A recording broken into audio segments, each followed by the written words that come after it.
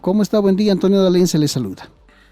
Hola Antonio, un saludo cordial. Aquí estamos para ver este tema que estaba dando introducción sobre el tema de las víctimas de 2010. Nada. Le, pregun- Le preguntábamos, mi compañero Rubén le preguntaba, hace 20 años David, ¿dónde estaba exactamente? ¿Cuál era el trabajo que estaba desarrollando? David nos puede contar. Bueno, hace 20 años atrás estábamos coordinando con dirigentes de la FEJUB y de la POR para el tema de la atención médica y también del registro de hermanos fallecidos, heridos, porque sabíamos que este tema iba a pasar a un juicio ya que tenía ya resultados, bueno, debía haber dado resultados de sentencias condenatorias contra Sánchez Rosada, sus ministros. En algún momento el padre Obermayer me agarró en la puerta de la FEJUVE y me decía quién eres, ¿no? Yo le decía, soy de derecho humano. Subí al auto y hemos subido al autito que él manejaba, o Cruce largo, no blanco, y ahí a recoger hermanos, heridos, fallecidos, trasladarlos a la FEJUVE o llevar heridos a la clínica, al hospital de clínicas. Es decir, ha sido fuerte.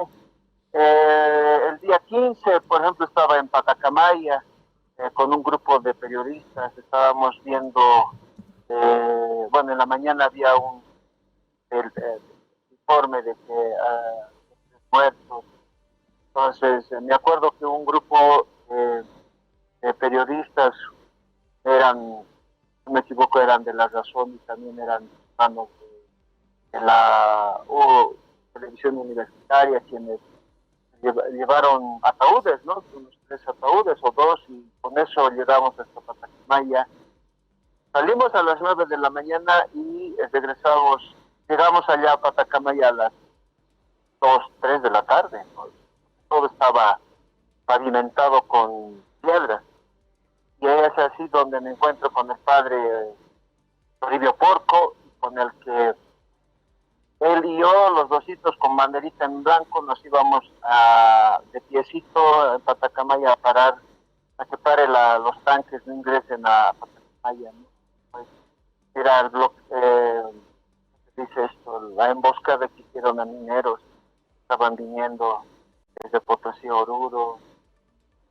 Posteriormente, como en esta fecha estábamos ahí, igual, en Patacamaya en la madrugada, reuniéndonos con los militares también, con el padre Toribio Porco, ahora es cardenal, ¿ya? Y en ese momento era muy duro porque habían dos frentes, ¿no? Eh, mm, no se ha podido, digamos, en ese momento parar que la gente no avance porque buscaron caminos de herradura y bueno, pues llegaron los hermanos mineros.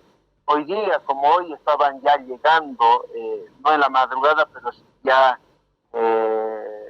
como a estas 10 de la mañana, 11, ya estaban llegando a Sencata para después ingresar a, a El Alto, en la ciudad de La Paz, primero prepararse, organizar. Bueno, nosotros también retornamos pasado mediodía de Patacamaya, un día como hoy, ¿no? Entonces, eso es lo que me puedo acordar ahora. Y al día siguiente, bueno, el 17 renuncia a Sánchez de Lozada, ¿por qué? Porque los mineros ya estaban, y los mineros estaban puestos listos, preparados con sus dinamitas, con el apronte de, ahí sí se aplicaba pues el principio patria o muerte, ¿no? Entonces, claro que conlleva eso mucho dolor, mucha pena. Hicimos nuestro esfuerzo con el padre Toribio por poder que no haya muchas más muertes allá en Patacamaya. Al retornar, los hermanos estaban ya de contra preparados en la noche y me convocaron a reunirnos con los hermanos allá en Cata para poder bajar en conjunto. Bueno, pues en la mañana del día siguiente ya había noticias de que Sánchez de Lozada iba a renunciar. Yo tuve que bajar a pie a la ciudad, a reunirnos en la oficina a las 6 de marzo y ya con imágenes en vivo, el helicóptero, se lo trasladaban, después el avión, se hacía una carta, pero nosotros como en la asamblea no gritábamos victoria todavía porque en la carta simplemente decías denuncia, no decías denuncia irrevocable, eso pasaba por la aprobación de la asamblea legislativa. Entonces, pero mientras tanto, día antes estábamos igual registrando, yo tenía que dar mi informe de cuántos hermanos eran 3 hermanos fallecidos. Había una hermana que recibió una bala por la espalda que la habían trasladado a Oruro, ¿ya? Y pasado mediodía ya nos enteramos que los militares estaban dejando pasar a toda la gente que estaba viniendo de Oruro, gremiales, universitarios, mineros, gente del pueblo, y eso ya demostraba, ¿no? Ya estaba a cuenta regresiva el gobierno de David. En algún momento en todo este ajetreo que ha tenido que vivir usted hace 20 años, ¿ha tenido contacto con la gente de la policía, con los militares? ¿Ha hablado con ellos? ¿Qué decían? Nos decían, hemos tenido reuniones con militares y policías. En el tema de Patacamaya, por ejemplo, el comandante nos decían, ellos tenían órdenes para disparar, y es que se asomaban a 50 metros de la línea que ellos habían puesto.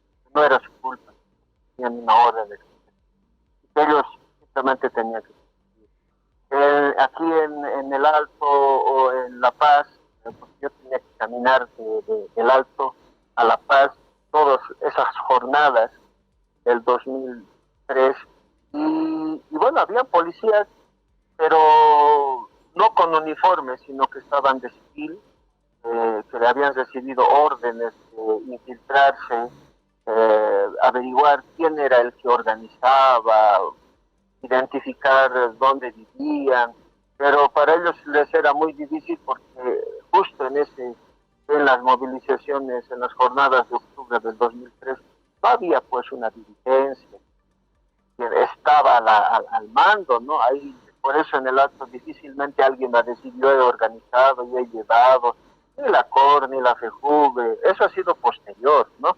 Anterior sí, con las movilizaciones del Maya Paya Quimsa, lo que ocurrió en Guarizata, de la huelga de hambre que estaba haciendo Felipe en la radio San Gabriel. Entonces él tampoco podía movilizarse, ¿no? Porque estaba haciendo huelga de hambre, entonces tenía unos subcomandantes que no estaban movilizándose. Entonces los policías estaban un poco ahí, como quien decir, no sabían a dónde apuntar, discúlpenme este ejemplo tan tonto, ¿no?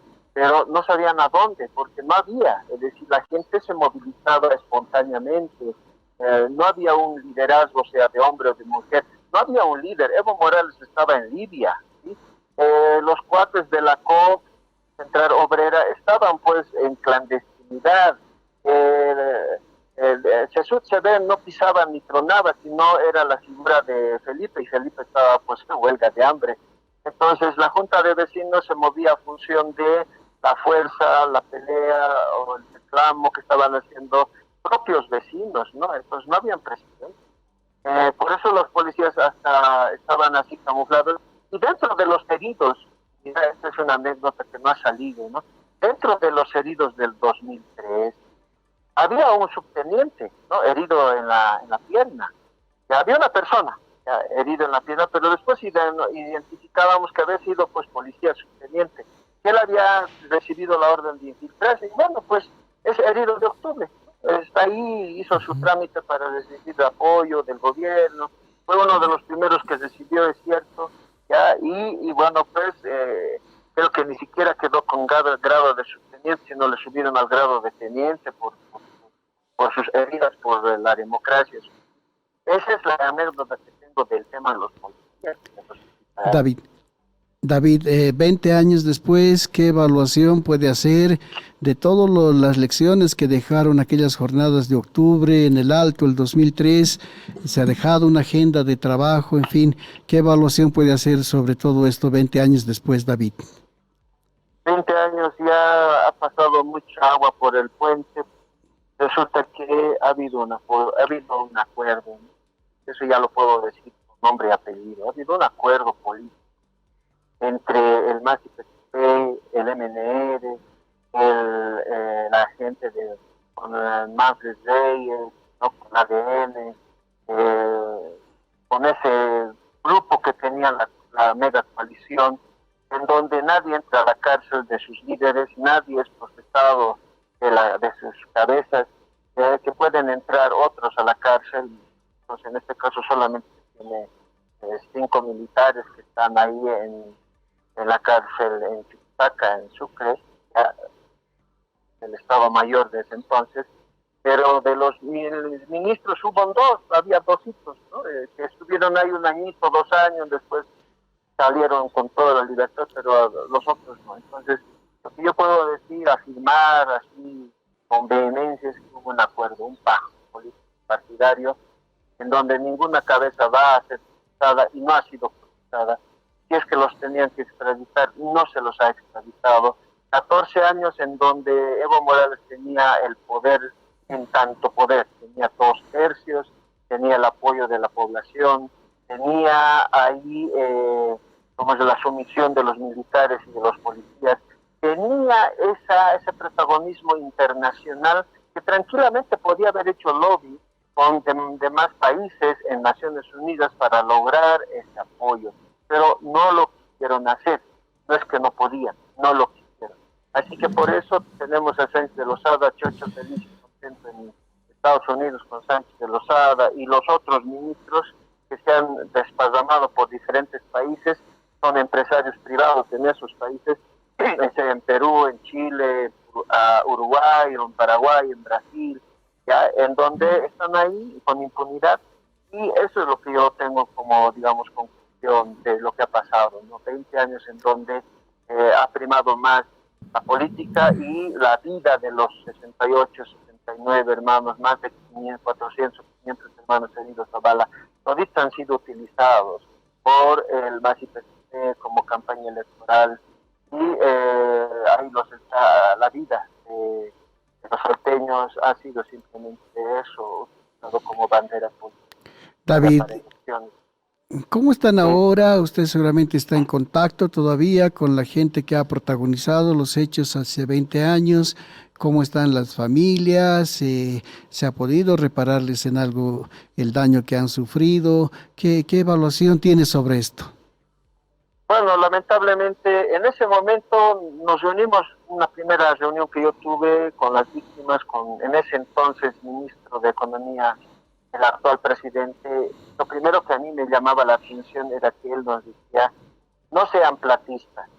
Entonces, no sean platistas, hermanos, porque estamos construyendo un nuevo Estado plurinacional, y eso es lo que más me chocaba, ¿no? Y era la misma lógica con Evo Morales, era la misma palabra utilizada. Evo Morales igual dijo, no sean platistas, porque yo estando, igual me han herido, me han disparado en el Chapare, por el plan, por el tema de la radiación, así que no sean platistas. García Linera decía lo mismo. Entonces, con esa palabra lo único que han hecho es aprobar una ley el 2008, ¿ya? Esta ley hablaba de indemnización y pago único, eran 250 salarios mínimos por cada fallecido, 150 salarios mínimos por cada herido, pero con el sueldo del salario mínimo del 2003. Así que si se hace una suma, multiplicación, ya de 700 bolivianos por 250 salarios mínimos, sale más o menos 180.000 bolivianos. En ese entonces era plata, pero ese dinero que han recibido la mayoría de los fallecidos ha sido para pagar deudas. Deudas del tema de sepelios, deudas que el difunto tenía, pagos de salario, alquileres, y el tema de los heridos, lo propio. La mayoría de ellos han gastado ese dinero para pagar deudas. Pero se han olvidado de los huérfanos, se han olvidado de las viudas, se han olvidado de las familias de los heridos, se han olvidado del entorno familiar, y ahí han sido muy duros los del MAS, ¿no? El instrumento. no han querido saber más. Y ahí los huérfanos han quedado así botados, ¿no? En la historia, las viudas también, los heridos con sus familias igual. El año 2018 hemos tenido el último deceso, uno de los decesos de un hermano que perdió el ojo y perdió una pierna y murió ahí en el suelo en el hospital del norte. No tenía ningún tipo de ayuda, el gobierno se desinvirtió. Y si Sánchez de Lozada regresa a Bolivia, él va a decir, aquí hay una ley, y en esta ley dice indemnización y pago único, y yo no tengo ningún tipo de culpa. Entonces, con esta ley, más que ayudar en el tema de justicia, han colaborado a Sánchez Lozada. ¿Quién firmó esa ley? Evo Morales. ¿Quiénes redactaron, aprobaron el máster? ¿Quién autorizó esta ley? El actual canciller, que después va a ser magistrado en la CAN. Entonces uno ya se da cuenta que todo ha sido manipulado y las víctimas del 2003 no han logrado justicia y han sido olvidadas por las tres gestiones de Evo Morales.